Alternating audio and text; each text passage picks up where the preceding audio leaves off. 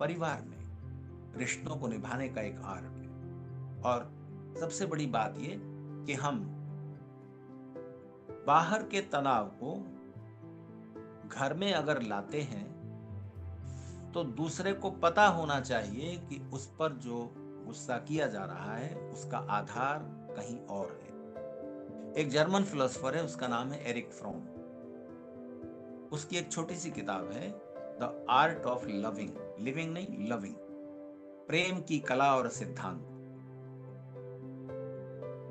तो उसमें वो कहते हैं कि आपको जो प्यार करता है पति, आपको जो प्यार करती है पत्नी, तो उदाहरण के लिए पति बाहर से आए, उन्होंने कहा कि एक कप चाय बना दो। पत्नी ने चाय बनाकर रखी और चाय में चीनी जरा सी ज्यादा हो गई या सब्जी में नमक थोड़ा ज्यादा हो गया।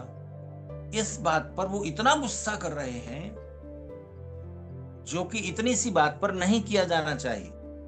तो आपको समझना चाहिए कि पति जो आपको प्रेम करते हैं वो आप पर इतना गुस्सा क्यों कर रहे हैं। उस गुस्से का कारण चाय में चीनी ज्यादा हो जाना या सब्जी में नमक ज्यादा हो जाना नहीं है, उस गुस्से का कारण कहीं और है। तो अब पति को ऑफिस में बॉस की डांट झेलनी पड़ी, रास्ते में कुछ बात हो गई, दुकानदार है पति, ग्राहक नहीं आए अच्छे से, आज बिजनेस नहीं हुआ, शेयर्स के भाव गिर गए, अभी अभी सूचना मिली जो शेयर खरीदे हुए, तो कुछ भी मन में स्टोर है, कोई दूसरा कारण तनाव का, दुख का।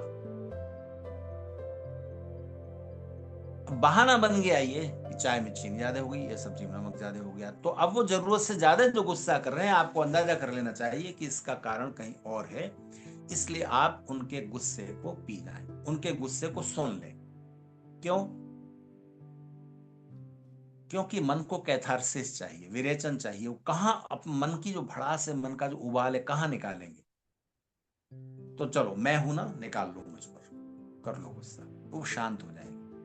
ऐसे ही करना चाहिए जैसे कि आप बढ़िया कपड़े पहन करके रास्ते से जा रहे हैं और बारिश हो गई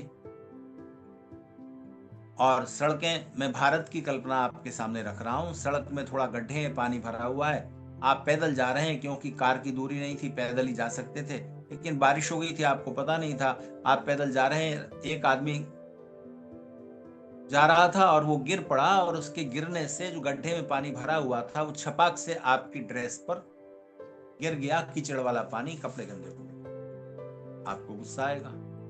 लेकिन जैसे ही आप देखेंगे कि विकलांग है, हैंडीकैप्ड है, इसके पैर नहीं है, एक लंगड़ा है, तो आपका गुस्सा शांत हो जाएगा, मन में दया उभराई, अरे बेचारा।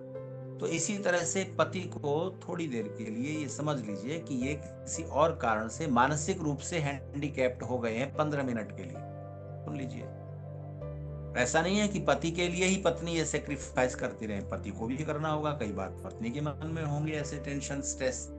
तो कैथारसिस का पात्र बन जाए, एक समय में एक ही क्रोध करें। तो पारिवारिक सुख शांति बनाए रखना भी आपके हाथ में है। वेद का एक मंत्र, स्वस्ति पंथा मनुचर्यम सूर्या चंद्रमसा विव, जिन लोगों के साथ हम रह रहे हैं, जिन लोगों के साथ हमें जिंदगी की यात्रा करनी है, उनमें 3 क्वालिटी होनी चाहिए। देने का स्वभाव, मैं दूसरे को क्या सुख दे सकता हूँ, सुख नहीं दे सकता तो कम से कम मेरे किसी व्यवहार से दुख न पहुंच जाए। और ये जानना, जानता ददता घनता जानता संगमे वही, उनके साथ ही संगमन हो सकेगा, उनके साथ ही साथ निभ सकेगा जिनमें 3 क्वालिटी है। तो दूसरे को सुख देने की कोशिश करते हैं, नहीं तो दुख न पहुंचे ये ध्यान रखते हैं। और किस चीज से सुख पहुंच सकता है इनको और किस चीज से हर्ट हो जाते हैं, इन्हें तकलीफ होती है, उससे बचना, ये ज्ञान। तो पारिवारिक सुख शांति के सूत्र भी वेद में विस्तार से बताए गए और ऋषि दयानंद ने अनेक स्थानों पर उसका जिक्र किया है। उनके ग्रंथों को पढ़ें तो आपको बहुत सारी चीजें मिलेंगी।